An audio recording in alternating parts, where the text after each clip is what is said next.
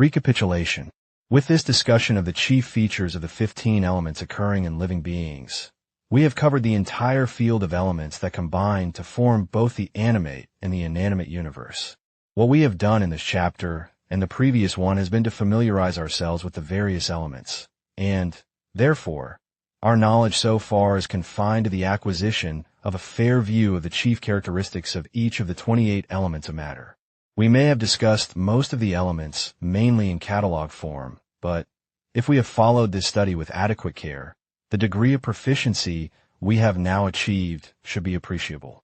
We must, in particular, note that the 28 elements of matter mix in the combinations of all human beings and the other beings of the universe, including the members of the animal kingdom in the physical life system of some of the lower beings, and even in the physical life system of some human beings.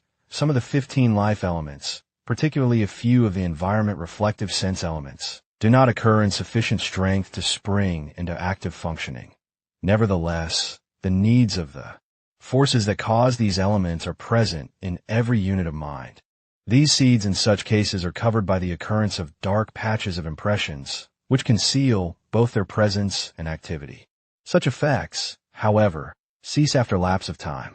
The evolution element and the two sex elements jointly supply the unit of mind, at each conception, the blueprint according to which to found, and the mold in which to cast its physical figure.